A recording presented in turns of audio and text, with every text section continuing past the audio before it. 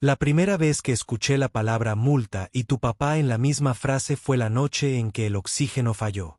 El mensaje de voz sonaba metálico, plano. Este aviso de la JOA es final. Las luces del porche siguen incumpliendo el reglamento. Retírelas o enfrentará acciones legales. Mientras tanto, yo le golpeaba el pecho a mi padre, rogando que respirara, con el pitido del oxímetro marcando su despedida. No supe si solté un grito o si lo imaginé.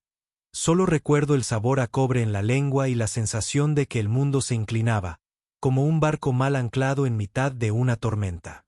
Así se partió mi vida en un antes y un después, entre reglamentos y respiraciones que no llegaron a tiempo. Me llamo Alma.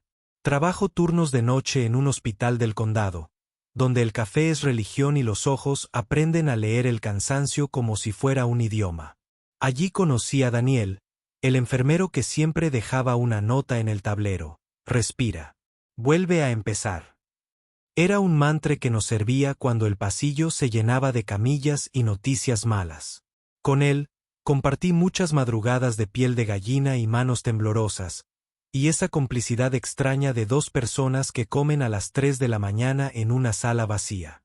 Cuando nuestros descansos coincidían, decíamos que el universo nos alineaba el corazón en el mismo turno, como si alguien allá arriba jugara con nuestros relojes y metiera, por error o milagro, una esperanza pequeña en medio de la rutina. Nuestro barrio tenía cercas blancas, césped obsesivamente corto y una JOA que olía a perfume caro y a miedo. La presidenta era Karen, rubia de sonrisa congelada y un portapapeles que parecía un arma.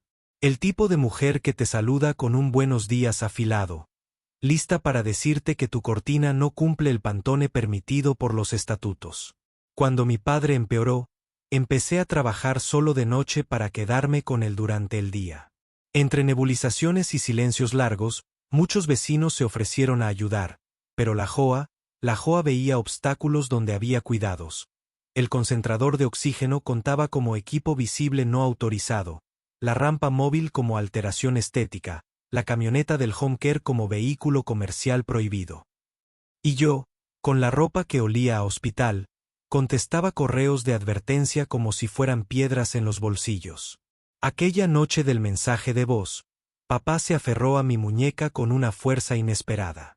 Tenía los ojos brillantes, como si pudiera ver detrás de mí una puerta que yo todavía no reconocía. Cuando llegó la ambulancia, porque el oxígeno portátil no quería cooperar y yo no podía perder más segundos peleando con el plástico, Karen estaba en la acera con los brazos cruzados, señalando la posición del camión como si fuera el tráfico de un desfile. La ambulancia no puede estacionar ahí, va a dejar marcas en el césped común, dijo. Lo dijo. Y yo, que siempre fui educada, sentí un calor nuevo subirme desde el estómago hasta los dientes. Daniel, que justo terminaba su turno y había venido corriendo cuando le envié el mensaje de necesito ayuda, se acercó con una calma rara. Señora, muévase, por favor. Su tono no admitía discusión. La ambulancia entró. Yo subí. Karen masculló algo sobre sanciones. Mi padre, en la camilla, buscaba aire con ese sonido que a una hija le corta en tajos el corazón. Papá no aguantó la noche. En el hospital, el monitor dibujó una línea recta que siempre imaginé como un hilo invisible cortándose. Daniel me sostuvo la cabeza contra su pecho y me dejó llorar hasta quedarme sin saliva. Respira. Vuelve a empezar, me dijo, con una voz que no era de enfermero, sino de alguien que sabe que hay dolores que no se curan, solo se aprenden. Al volver a casa, había un papel pegado en la puerta: infracción. Motivo: remolque de emergencia estacionado en zona no permitida.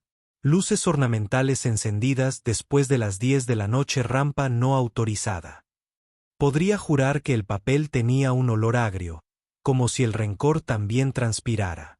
Esa madrugada, amontoné las multas en la mesa y las alicé con la palma de la mano. Cada una era un golpe. Cada firma de Karen, una risa silenciosa. Miré a mi alrededor. La casa de papá, con fotos inclinadas y tazas sin lavar, el blanco de las paredes manchado por la sombra de su ausencia. Daniel lavó 2 vasos, vertió agua y me los puso delante, uno para ahora y otro por si la rabia da sed. Fue ahí, con el segundo vaso intacto y los ojos ardiéndome, donde algo en mí cambió de forma. No puedo decir que fue odio. No. Fue una claridad dura. El mundo no se arregla solo con paciencia.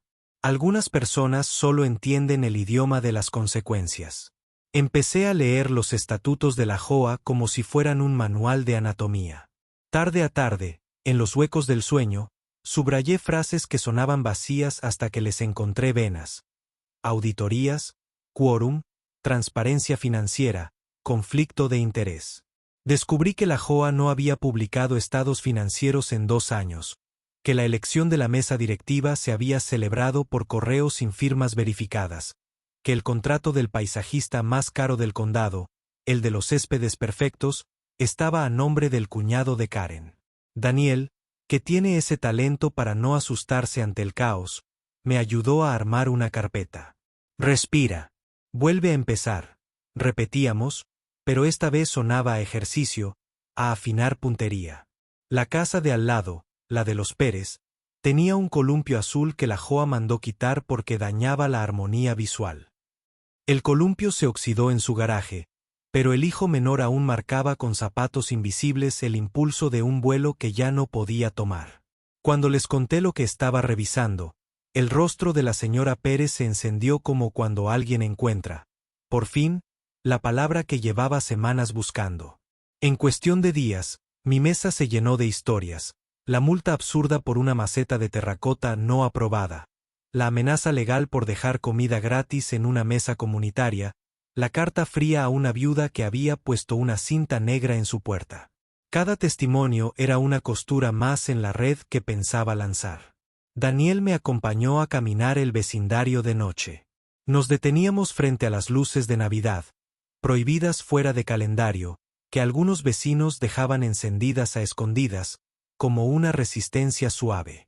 Él me tomó la mano y la escondió en su chaqueta, como si el frío fuera de alguien más.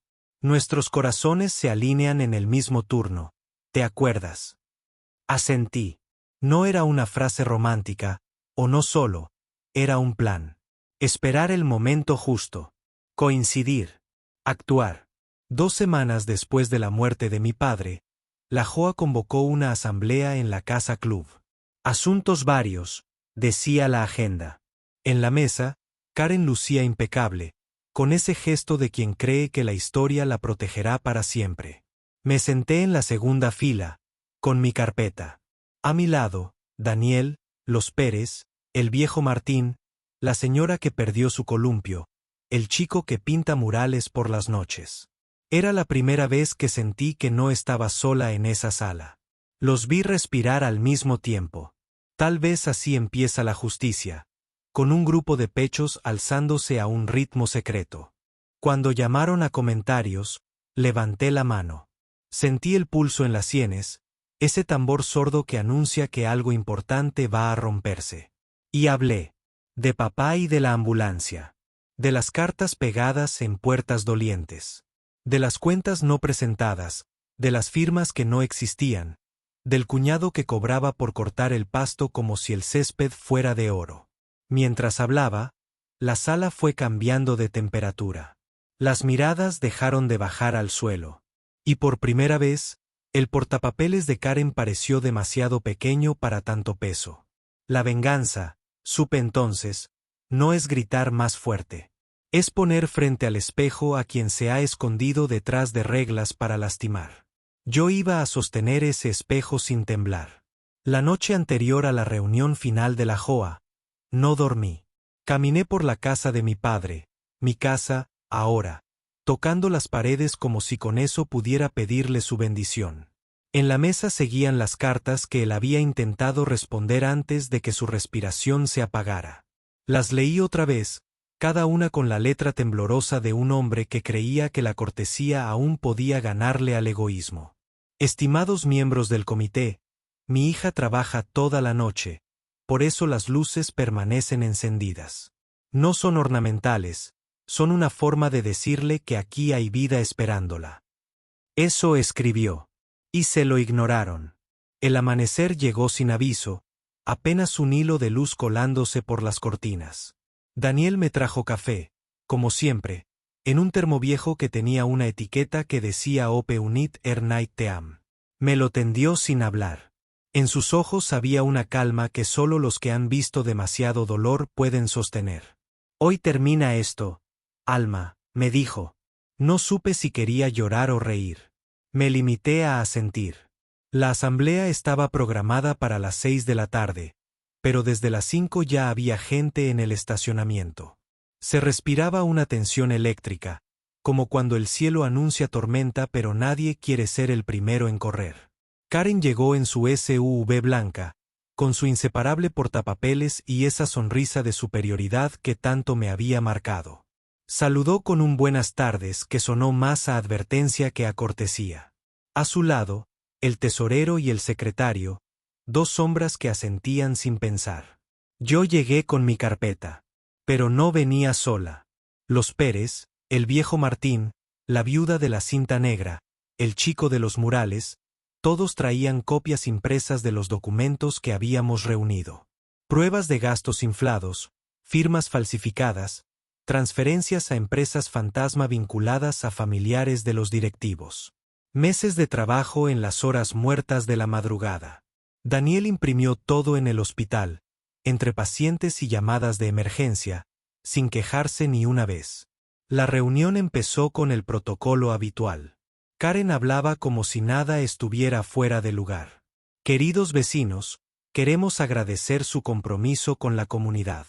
Este año hemos mantenido el valor de nuestras propiedades y hemos perdido la dignidad. La interrumpí. Un murmullo recorrió la sala. Me puse de pie. Mi padre murió mientras ustedes discutían si una ambulancia podía estacionarse frente a mi casa. Y esa misma noche, me dejaron una multa pegada en la puerta. Tengo las fotos. Tengo los correos. Y no soy la única. Karen parpadeó, sorprendida, pero intentó mantener la compostura. Alma, este no es el espacio para. Sí lo es. Porque ustedes lo convirtieron en un tribunal cuando multaron a una mujer por tener flores de color equivocado. Cuando humillaron a un niño por colgar una bandera de su equipo. Cuando manipularon elecciones y movieron dinero como si la JOA fuera su cuenta personal. El silencio que siguió fue tan denso que podía sentirse entre los dientes. Daniel conectó su laptop al proyector. En la pantalla aparecieron los documentos, facturas duplicadas, transferencias a nombres repetidos, mensajes entre directivos acordando multas para dar ejemplo. La gente empezó a murmurar. Algunos se levantaron. Otros grababan con sus teléfonos. Karen trató de interrumpir, pero el secretario bajó la mirada. El tesorero se levantó y dijo con voz temblorosa, «Todo eso es verdad. Me amenazaron con echarme si hablaba». Hubo un grito. Después otro. La sala se volvió un murmullo de rabia contenida. Daniel me tomó la mano bajo la mesa. «Respira», susurró. Esa fue la primera vez que vi a Karen perder el control. Se puso roja, los labios le temblaban. «Esto es una difamación. No tienen derecho a usar estos documentos». «Los obtuvimos legalmente», respondí. «Y ahora mismo, todo será entregado al condado. Ya se abrió una investigación». El golpe fue seco. La presidenta de la JOA, la mujer que había decidido qué luces, qué colores, qué vidas eran aceptables, se derrumbó sobre su silla. Nadie la tocó. Nadie la defendió. En ese instante, entendí que la venganza no siempre necesita fuego. A veces basta con exponer la verdad y dejar que el propio peso de sus actos la aplaste. Días después, Karen renunció. La JOA fue disuelta temporalmente y una auditoría externa reveló un fraude enorme. Los vecinos, por primera vez, se reunieron sin miedo. Construimos juntos una rampa fija para las casas de los mayores, repintamos las fachadas sin pedir permiso, y pusimos luces en los porches en honor a los que ya no estaban. Nadie volvió a multar a nadie por cuidar. Esa noche, mientras colocaba las luces frente a la casa, Daniel se acercó. Parece que los corazones se alinearon en el mismo turno otra vez, dijo.